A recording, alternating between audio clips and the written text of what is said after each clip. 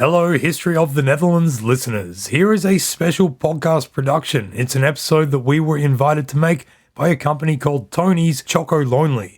They're an Amsterdam-based chocolate company, which is on a mission to eradicate modern slavery and make 100% slave-free the norm in chocolate. This, in our opinion, is a very good and necessary thing, so it was our honor to make this episode which recounts the historical cross-sections where the city of Amsterdam, slavery, and chocolate all come together. As you're listening, keep in mind that we made this for the staff at Tony's Chocolonely. They wanted to have a way that their staff members could get information about this topic without coming within 1.5 meters distance of each other. So we made this episode for them. They are not used to listening to me talk non-stop for 45 plus minutes, as you wonderful people are. So it is done in a bit of a different style, a bit of a different production feel to it, bits of music in between and that kind of thing. Nonetheless, we're really proud of it and we hope that you get something out of it as well. Here it is, Dark Chocolate, the history of Amsterdam, chocolate and slavery. On the 18th of June 2020, the Chief Chocolate Officer of Tony's Chocolonely, Henk Jan Beltman, was arrested in Amsterdam for defacing a monumental building. In the early hours of the morning, together with a graffiti artist, Beltman spray-painted a Black Lives Matter slogan onto the wall of the Beurs van Berlage, the historic building that houses a Tony's Chocolonely superstore and chocolate bar. It might seem strange to deface the building in which you have literally set up shop, but Tony's Chocolonely is a company with a vital mission to make 100% slave-free the norm in chocolate production. Beltman's spray-painted message therefore deliberately targeted a statue on the corner of the Beurs van Berlage, representing one of the most notorious figures in Dutch colonial history, Jan Pieterzoon Coen.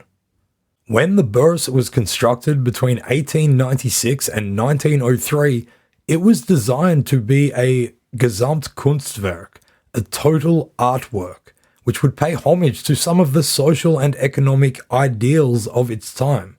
The statues on its corners were built to represent heroes of different periods of Amsterdam's history, with Coen representing the city's glorious colonial past. Nowadays, however, Coen is recognized as a mass murderer who instigated the genocide and enslavement of tens of thousands of people in Indonesia in the pursuit of a trade monopoly. When speaking to the press after being released by the police without charge, Beltman said, quote, "Jan Pieterzoon Coen was one of the largest slave traders in our history, which must be indicated with such a statue. We cannot rewrite history, and I am normally not fond of graffiti, but with this action, I hope to keep the social debate going." End quote. Beltman's action was tapping into the current debate raging around the Western world about how we should interpret our histories and recognize past injustices. In Amsterdam, there is a disconnect between the city's famously liberal and progressive identity and the complete history of the city. Because although Amsterdam's transformation from a humble fishing village in the 13th century to the richest city in Europe by the 17th century may have led to liberty, freedom, and fortune for many, Amsterdam's repositioning into the role of colonial master in Asia, Africa, and the Americas came at the expense of the lives and freedom of millions of enslaved and subjugated people, a fact which is only relatively recently being widely acknowledged. In a statement posted on their website explaining Beltman's action, Tony's Chocolonely stated that, quote, "We think it is important to highlight the real story behind this statue and to shed light on the Dutch colonial past. We want to make history visible and not shy away from it so that we can learn from it." End quote. Amsterdam is a city which has been involved in the cocoa trade and chocolate production almost since the bean's first introduction into Europe. It is in Amsterdam that the history of modern economics, slavery, and chocolate all intersect, which when taken together can give us a deeper understanding of the complexities which make Amsterdam what it is, which is where this podcast comes in. My name is Joe Wegasani, and I am the host of the History of the Netherlands podcast, a bi-weekly show produced by Republic of Amsterdam Radio, which presents a chronological narrative history of this country. In this podcast special, which we have been invited to make by Tony's Chocolonely, we are going to delve into the history of Amsterdam's participation in transatlantic slavery and its 4-century-long role in the global cocoa and chocolate industries. This will be a story which takes us from places such as Indonesia, Ghana, Curacao, Suriname, and the Ivory Coast, all the way to the Jordan. First, we will give an overview of Dutch colonial expansion and involvement in the slave trade from the 17th century. Then we will look at how the cocoa bean became intertwined with Amsterdam, and finally how this continues to impact Amsterdam's role in the continued enslavement of people today, and why Tony's mission is so important. Welcome to a History of the Netherlands podcast special, made possible by Team Tony's.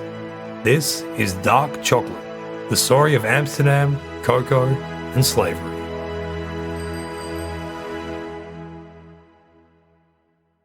Before we delve into Amsterdam's role in the transatlantic slave trade, it is important to first understand the historical context in which this trade began. While there are entire university courses dedicated towards this, we are going to cover it as quickly as we possibly can.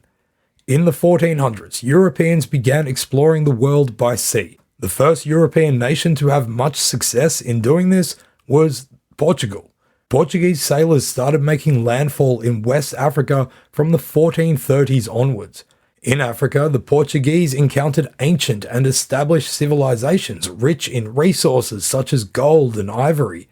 By the turn of the century, the Portuguese had mapped naval routes to India and Southeast Asia, which gave them access to spices such as pepper, cinnamon, cardamom, nutmeg, and cloves. For thousands of years prior to this, these products had only come into Europe via long overland trade routes. The relatively small cartloads of goods would move between the hands of many merchants before they reached the final consumer, by which stage they were too expensive for anyone but the extremely wealthy.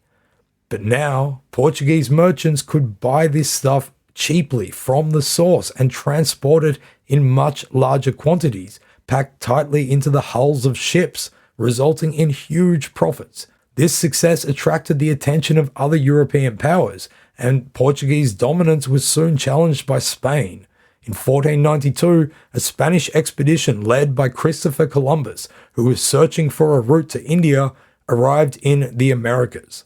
The European arrival into the Americas marked the beginning of an exchange of goods, people, and diseases between the so-called Old and New Worlds. Europeans were now suddenly exposed to foods they had never before seen, such as potatoes and tomatoes. But the so-called Columbian Exchange also saw the introduction of diseases like smallpox, measles, and mumps into the Americas, which would tragically wipe out up to 90% of the native peoples there. By the middle of the 1500s, Spain and Portugal were involved in large-scale resource extraction from the Americas. Many Native American people were enslaved by the colonizers and forced to work in plantations and mining operations.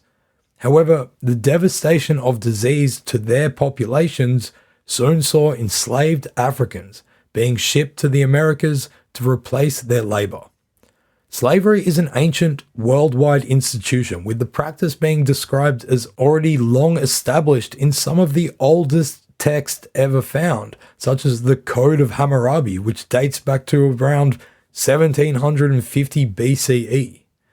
Slavery was common in southern Europe, where conflict between Christians and Muslims had seen these groups enslaving each other. Like in Europe, the African slave trade is believed to have been a product of war and conquest between rival local groups and entities. When the Portuguese first sailed to Africa, raiding parties would kidnap people to take back to Europe, but eventually they reached agreements with African power brokers to trade goods for enslaved people. What emerged was a triangular trade in which manufactured goods, such as bricks, tools, and guns, were brought from Europe to be traded for enslaved people in Africa. These people would be violently packed onto ships, taken mainly to the Americas, and forced to work in hard and dangerous labor, or as servants, or as sex slaves, or in any other way that the people who bought and sold them decided. Raw products from their labor, initially mostly sugar, silver, and gold, but eventually also coffee, cotton, tobacco, indigo, cocoa, and more, were then shipped off to Europe, where they would be sold for profit and used to manufacture new goods, many of which would then be taken to Africa to purchase more enslaved people. It is estimated that between the years 1500 and 1866, around 12.5 million people were forcibly shipped from Africa to the Americas, roughly 15% of whom died while making the voyage. The entire modern economic system that emerged was lubricated by the work and suffering of enslaved people.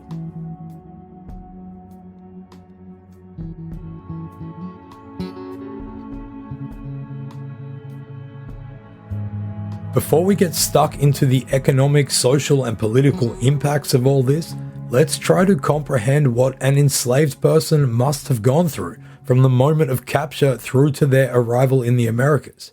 Unfortunately, very few first-hand accounts written by the people who went through this trauma have survived.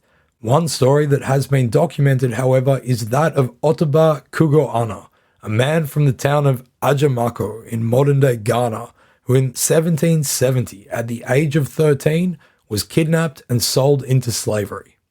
Kugoana's account tells how he had gone into the forest one day with some acquaintances to collect fruit and catch birds when, quote, "several great ruffians came upon us suddenly and said we had committed a fault against their lord, and we must go and answer for it ourselves before him. Some of us attempted in vain to run away, but pistols and cutlasses were soon introduced, threatening that if we offered to stir, we should all lie dead on the spot." End quote. After being ensured by a friendly capturer that as long as they were well behaved and obedient he would ensure their release, Kugoana and the others were marched for a couple of weeks to a fort by the coast, during which time he refused to eat, when he became certain that he would never see his family again. Upon arrival at the fort, quote, "the horrors I soon saw and felt cannot be well described. I saw many of my miserable countrymen chained two and two, some handcuffed and some with their hands tied behind. We were conducted along by a guard, and when we arrived at the castle, I asked my guide what I was brought there for. He told me to learn the ways of the Braufowl, that is, the white-faced people. I saw him take a gun, a piece of cloth, and some lead for me, and then he told me that he must now leave me there, and went off. This made me cry bitterly, but I was soon conducted to a prison for 3 days, where I heard the groans and cries of many, and saw some of my fellow captives. But when a vessel arrived to conduct us away to the ship, it was a most horrible scene. There was nothing to be heard but the rattling of chains, smacking of whips, and the groans and cries of our fellow men." End quote. Kugoana's journey across the Atlantic Ocean, the so-called Middle Passage, was no less horrifying, with his account describing in detail the overcrowded and unsanitary conditions which enslaved Africans had to endure. Things became so desperate that at one point they began to plot a mutiny against their capturers. Quote, "death was more preferable than life, and a plan was concerted amongst us that we might burn and blow up the ship, and to perish altogether in the flames. But we were betrayed by one of our own countrywomen, who slept with some of the headmen of the ship, for it was common for the dirty, filthy sailors to take the African women and lie upon their bodies, but the men were chained and pent up in holes. It was the women and boys which were to burn the ship, with the approbation and groans of the rest. Though that was prevented, the discovery was likewise a cruel, bloody scene." End quote. When Kugoana finally arrived in the Caribbean, he was sold and forced to work on a sugar plantation in Grenada. He wrote of this, quote, "For eating a piece of sugar cane, some were cruelly lashed or struck over the face to knock their teeth out. Some of the stouter ones, I suppose, often reproved and grown hardened and stupid with many cruel beatings and lashings, or perhaps faint and pressed with hunger and hard labour, were often committing trespasses of this kind, and when detected, they met with exemplary punishment. Some told me they had their teeth pulled out to deter others and to prevent them from eating any cane in the future." End quote. Cugoanas is just one of the more than 12 million stories of people who, against their will, were sent by Europeans from Africa to the Americas, bought and sold as property, and forced to work. In many places, the children of enslaved people were also considered to be the property of master enslavers, meaning that this suffering extended across generations. It is important to remember throughout the rest of this podcast that those who were enslaved were not just numbers in a spreadsheet, nor the economic commodities they were viewed as. They were real people with their own individual lives and stories, hopes and aspirations.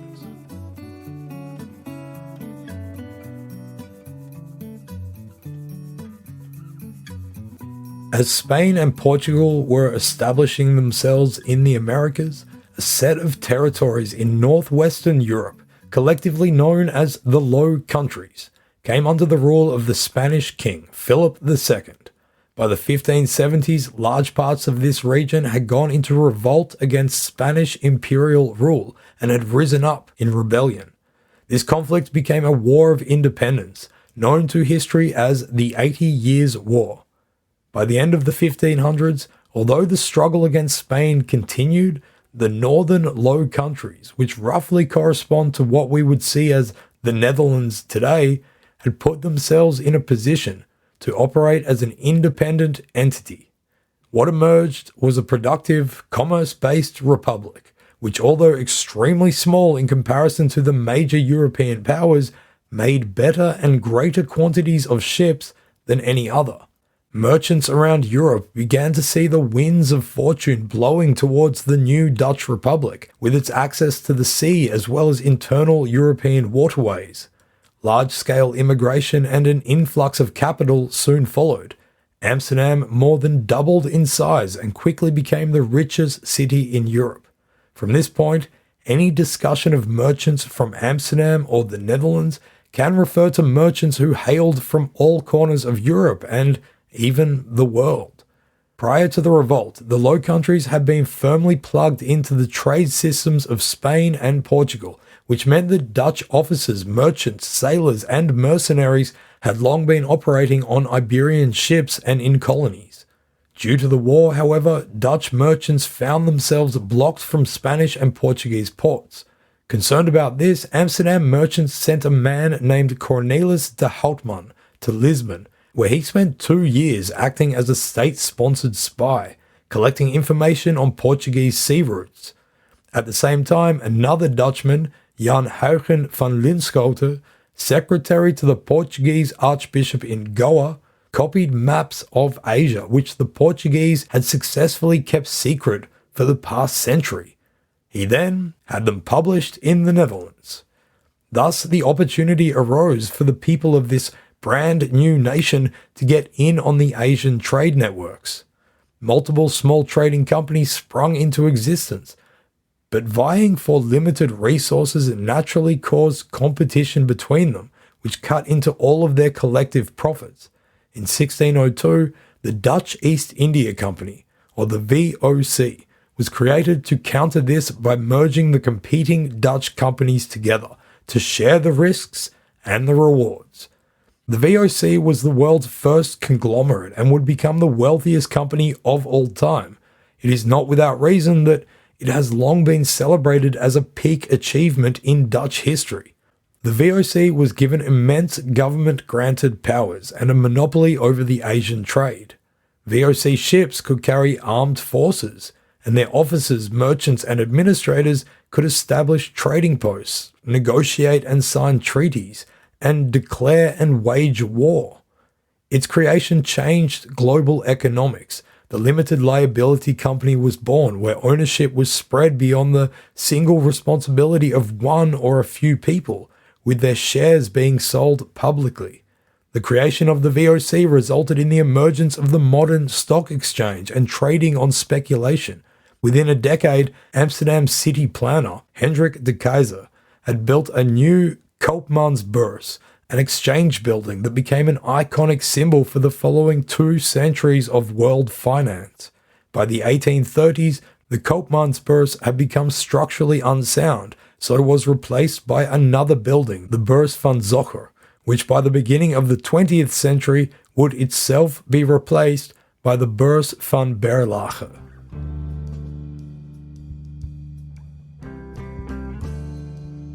The archipelagos of Indonesia became the focus of VOC operations, and of particular interest were the Moluccas, or the Spice Islands. In 1609, a VOC fleet arrived in the Banda Islands in the Moluccas, which were the source of all the world's nutmeg.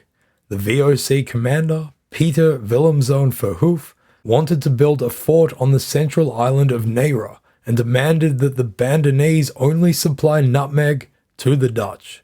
The local Bandanese ruling elite lured him and 2 of his officers into an ambush and had them killed. They then massacred over 40 of the remaining VOC soldiers, with others being forced to flee. The reprisal from the rest of the VOC fleet was swift and brutal, and among the register of individuals involved are some pretty big names in Dutch history, such as the man whose statue at the Beurs van Berlage we mentioned earlier, Jan Pieterszoon Coen, as well as another named Piet Hein, who we will meet again later on the other side of the world. VOC forces set about sweeping through the Banda Islands, destroying villages and resources and killing many inhabitants. Soon they extracted a favourable treaty from some of the Bandanese ruling elite and built their fortress in Neira. But despite this, other European powers remained present there too. The VOC had not been able to force the English away from the Banda Islands, nor stop local traders from selling to the Portuguese. In 1614, Jan Pieterszoon Coen was appointed governor of the East Indies, and by October 1620, the highest administrators of the VOC, the most powerful of whom were in Amsterdam, agreed with his assessment that, quote, "To adequately deal with this matter, it is necessary to once again subjugate Banda and populate it with other people." End quote.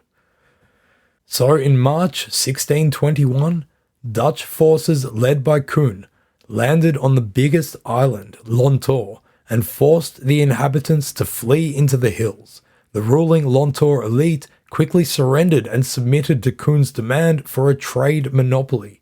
Those who had fled into the interior continued a fierce resistance, however, so VOC forces set about subjugating, torturing, exterminating, and starving them. Many were driven to suicide. Coen himself put the number of Lontorese deaths at around 2,500, saying that only 300 escaped. From that point, the VOC could spread its control over the rest of the Banda Islands, using the same violent approach on each of them. It will never be possible to know exactly how many Bandanese died in total, but recent estimates suggest around 15,000 people lost their lives, with perhaps only about 1,000 surviving. Those who remained were enslaved and forced to work by their new Dutch masters. The VOC brought in enslaved people from other regions in Asia and made the surviving Bandanese teach them how to grow and produce nutmeg and its byproduct, mace. That aforementioned statue of Coen on the Beurs van Berlage features the words "dispareert niet," which are the first 2 words of his personal motto. Dispareert niet, ontziet uw vijanden niet, want God is met ons. Roughly translated into English, this means, do not despair, do not spare your enemies, for God is with us.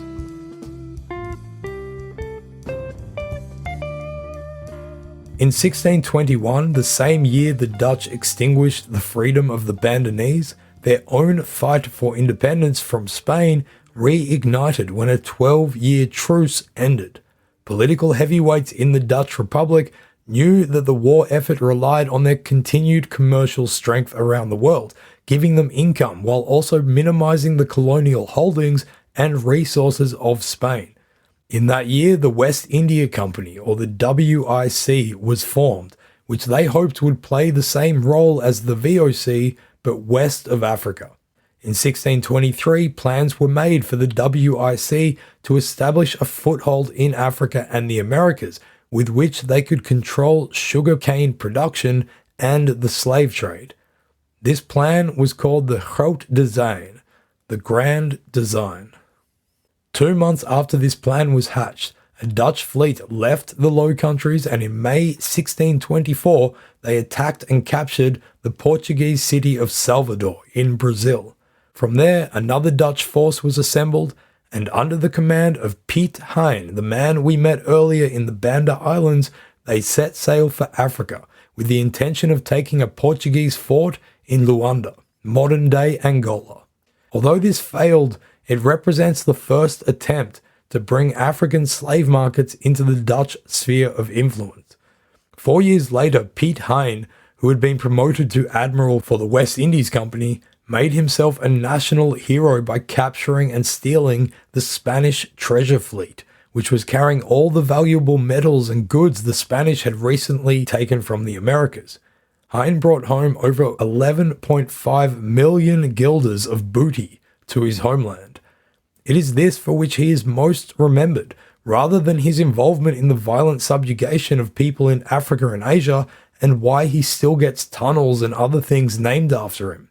When the captured treasure fleet arrived in the Netherlands at the beginning of 1629, it took more than a week for all of the booty, which included hundreds of thousands of pounds of silver, pearls, animal hides, and many other precious items, to be unloaded and transported to Amsterdam.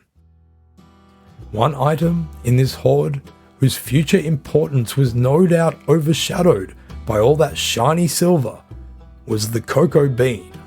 Although it would remain a fairly obscure product for a while longer, it was at this moment that the paths of cocoa and Amsterdam began to intertwine.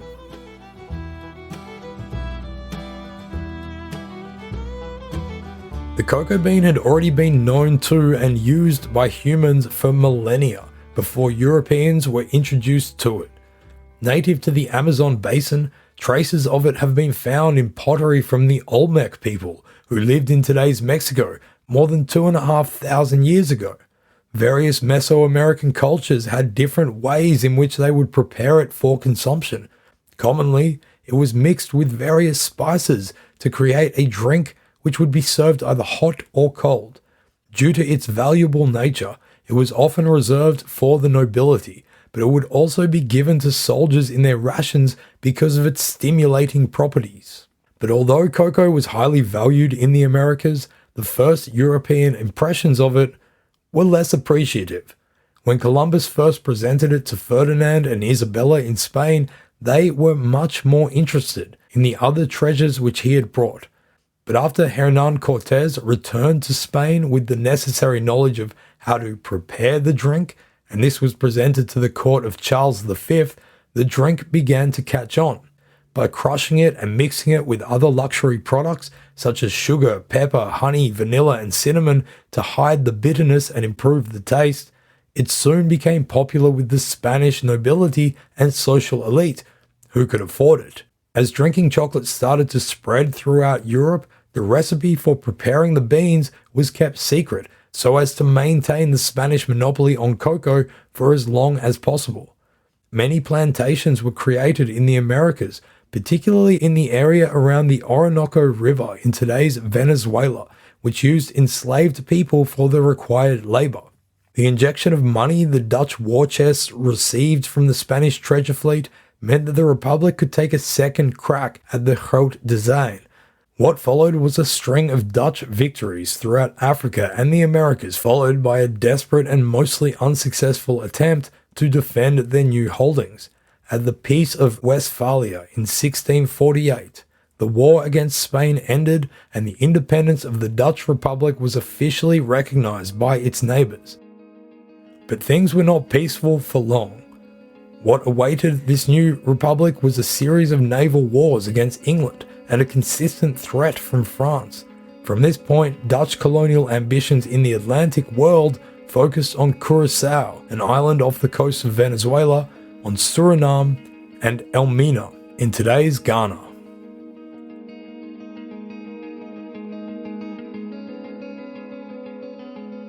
European presence in Elmina began in 1478 when Portuguese forces took over the region around a town called Anomansa on the southern coast of today's Ghana. Here they built a castle which they named São Jorge de Mina, St. George of the Mine, and the town around it quickly expanded. Soon both would be known as Elmina, indicative of the value put on the gold mines in the region. Although this entire area became known as the Gold Coast, much of the gold was actually mined further into the interior of the continent. The Portuguese and other Europeans set up forts similar to Elmina all along this section of the West African coast. These turned into hubs from which they would trade with middlemen, who connected them to local rulers and kingdoms further inland and who had access to the much sought after gold. It is estimated that during the peak of the gold trade in the 16th century, as much as 10% of the world's annual supply of gold was being sent to Europe from the Gold Coast. The Dutch had first set themselves up in the area by building a commercial relationship with the local kingdom of Asabu, who, according to one story, had sent an embassy to Holland inviting them to build a fort in a town called Mauri in 1611, which became known as Fort Nassau. But the real prize for the Dutch came in 1637, when they successfully captured Elmina, which became the headquarters of the West Indies Company on the Gold Coast. After taking Elmina, they moved east and proceeded to conquer a bunch of other Portuguese holdings. Treaties were continually made and remade between the Dutch West India Company and local African states and rulers to ensure that friendly commercial relations could exist between them. In this sense, the Dutch colonial authorities saw more benefit in maintaining these relationships than trying to supplant the local African authorities with whom they traded. For over 200 years, the West Indies Company authorities and then the Dutch private and government entities that took over from it would include local leaders in discussions and negotiations, encourage and sponsor local festivals, and remain mindful of local cultural sensibilities, all in the name of making their business there as lucrative and hassle-free for themselves as possible. Which sounds like good modern business acumen, except for when you remember that aside from gold, the other important business taking place between the West Indies Company and these local African rulers was the trade of enslaved people. The castles along the coast were modified to hold those who had been captured. Their dungeons, cells, and holding yards, in which people were beaten, raped, and tortured, would signify the last memories which hundreds of thousands of people would have of their homeland before being sent across the Atlantic Ocean. Ottobah Cugoano, whose words and experience we spoke about earlier, spent the earlier days of his enslavement in just such a castle as Elmina. At the height of this trade, 30,000 people annually were sent from Elmina to the Americas. One of the most powerful remaining symbols of the slave trade in Elmina Castle today is the so-called Door of No Return, the final door through which people were forced to walk before they were loaded onto ships. A plaque at Elmina reads, quote, "In everlasting memory of the anguish of our ancestors.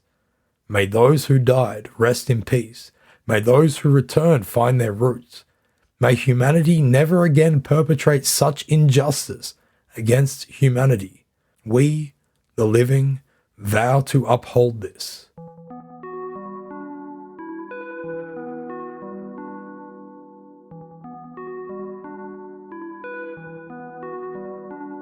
The island of Curaçao, just north of Venezuela, became the most important Dutch entrepot in the Caribbean for enslaved people arriving from Africa. The Dutch took Curaçao from the Spanish in 1634, though must have been disappointed when they found it was bad for agriculture with poor soil and little regular rainfall.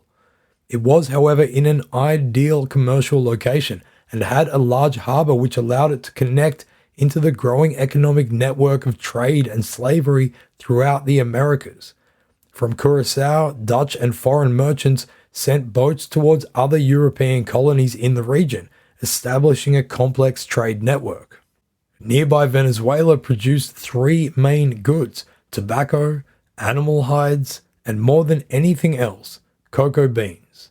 In theory, all of the products from Spain's colonies were supposed to go through the Casa de la Contratación in Sevilla, meaning that local farmers and colonists would have to wait for the twice-yearly treasure convoys to be able to sell their products.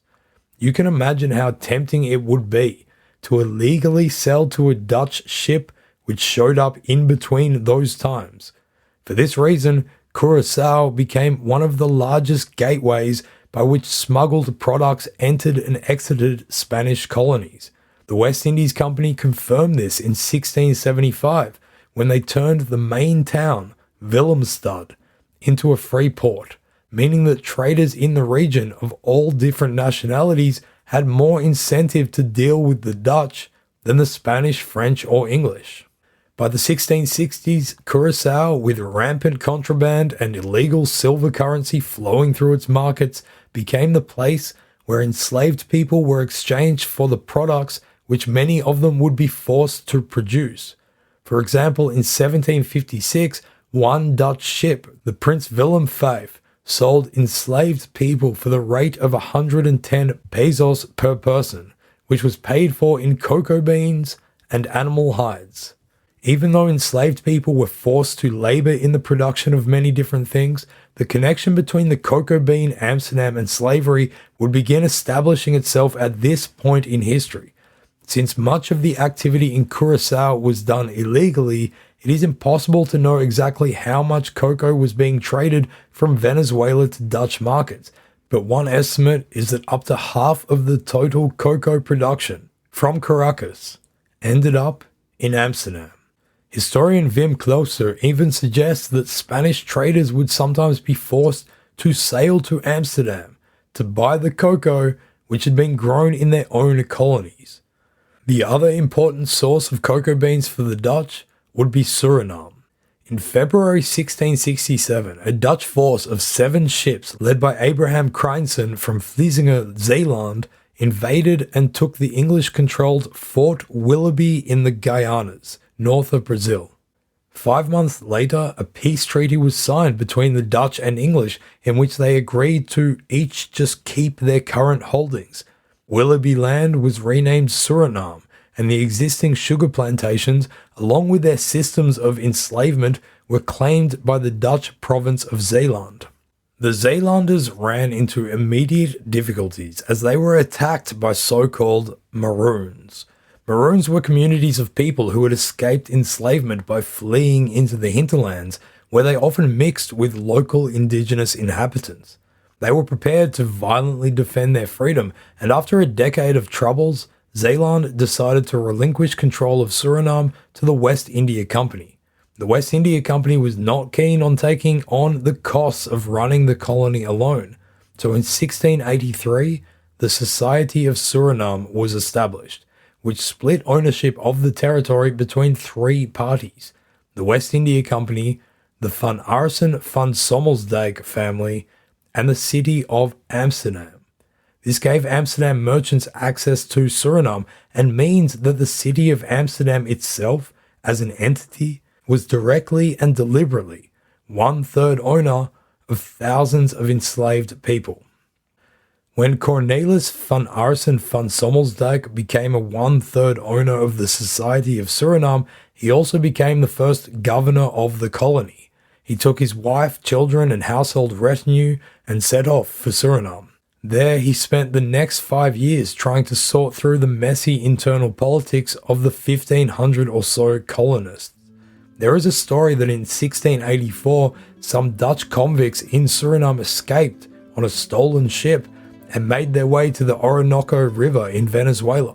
Apparently, the second son of Van Arsene van Sommelsdijk, Francois, tracked them down, caught them, and brought them back. But with him, he also brought back some cocoa beans.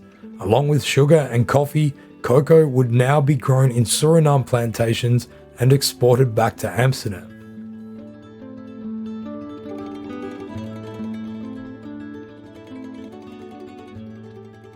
The late 18th and 19th century saw many social and governmental developments in Europe and in the European colonies in the Americas, which would eventually lead to the end of the transatlantic slave trade. It is important to recognize that enslaved people had themselves been struggling for their freedom since the beginnings of this chapter in history, when enslaved people in the French Caribbean colony of Saint-Domingue read texts coming out of the mother country proclaiming things like the universal rights of man. They took the radical step of insisting that things like liberty, equality, and fraternity must also apply to them too. In many ways, the revolt in Saint-Domingue, which kicked off in 1791, mirrored the French and American revolutions in the ideals being espoused by many of the rebellion's leaders, such as Toussaint Louverture. What was different in Saint-Domingue, however, is that although the revolt started amidst a white middle class, it was soon characterized by thousands of black and colored peoples freeing themselves from European rule and ending slavery there. The Haitian Revolution, as it would come to be known, represents the largest slave uprising since the Roman era and provided ample evidence that enslaved people could and would emancipate themselves. Different countries had their own struggles with achieving emancipation, generally first moving to end the trade of enslaved people before abolishing the entire system of slavery itself. The Netherlands was not among the leading nations in doing this. The Dutch Republic was invaded by French revolutionaries in 1795 and became a client state of France, known as the Batavian Republic.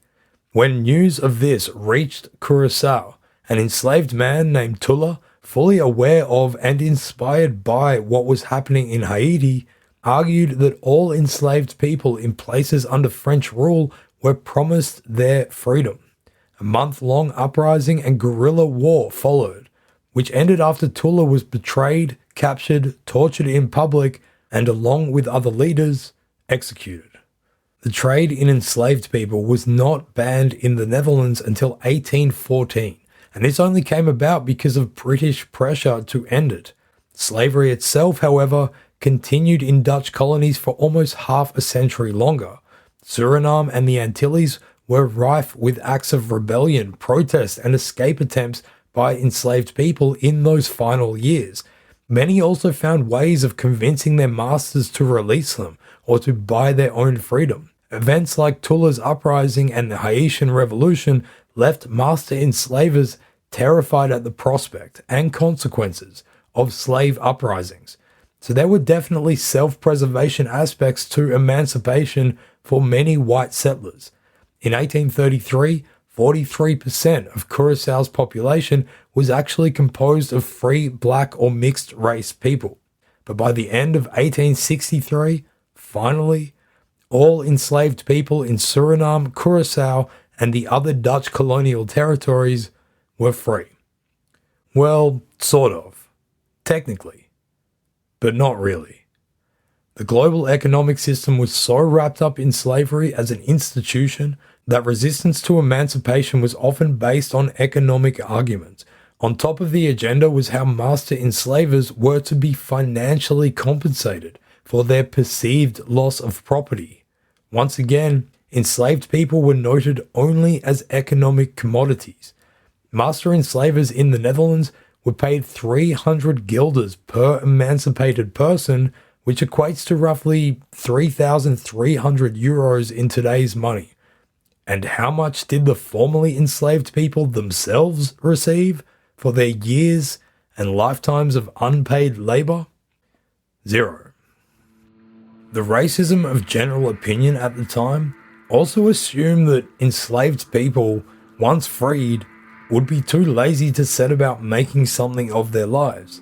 The Dutch government's solution was to force the now free people to continue working for another 10 years, often on the very same plantation they had been bound to. The hardship of this was compounded when plantation owners paid their so-called employees a pittance, but were no longer obliged to provide them with food or shelter.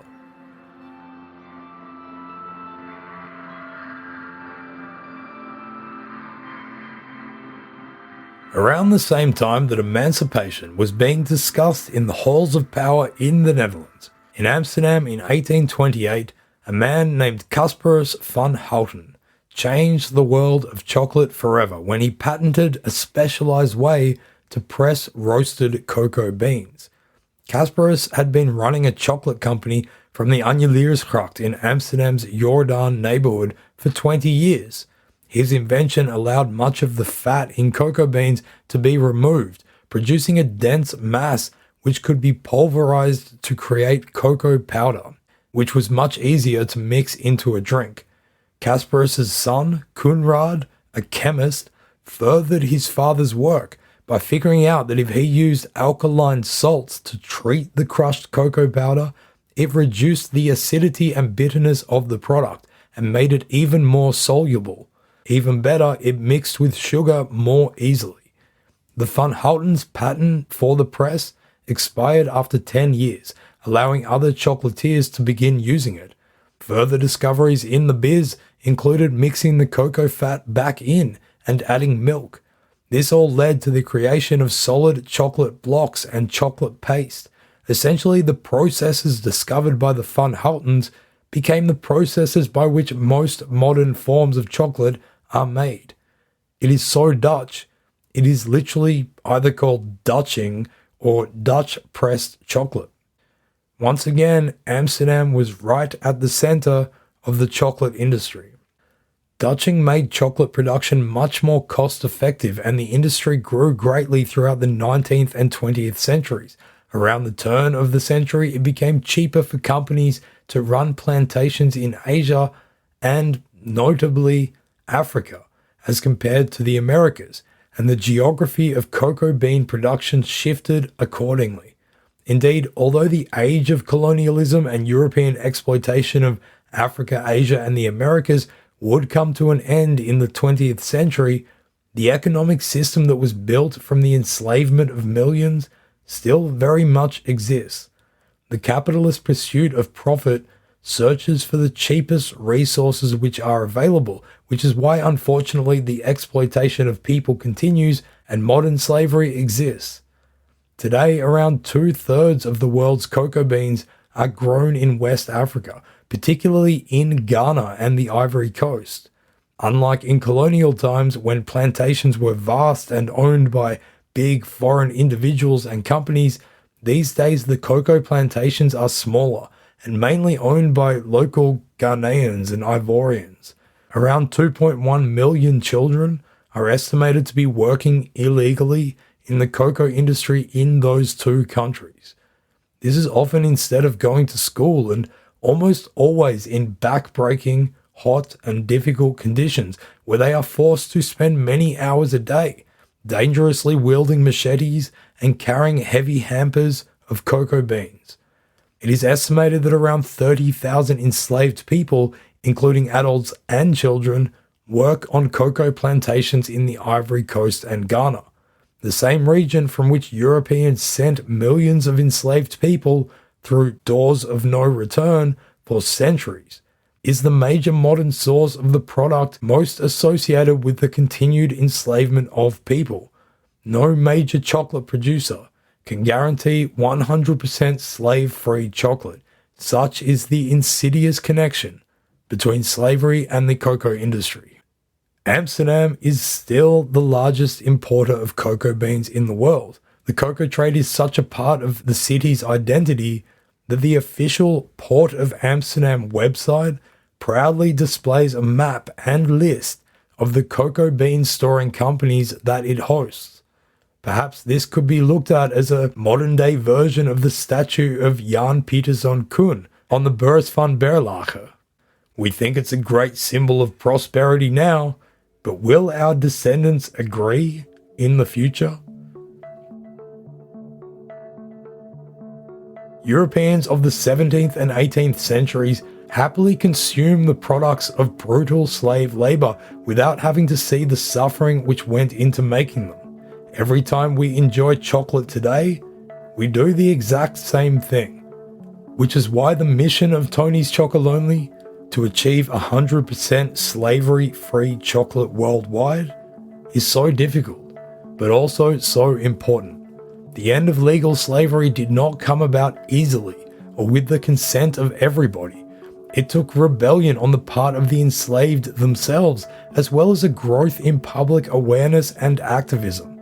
This is still the case today, as we strive to end modern slavery in all its forms.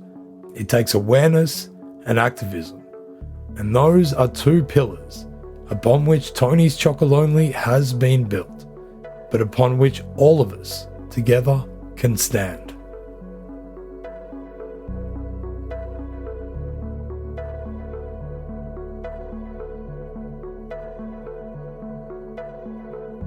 Thanks for listening to this special episode of History of the Netherlands. If you want to hear more episodes of our podcast, you can find it by searching for History of the Netherlands on whatever podcast platform you use.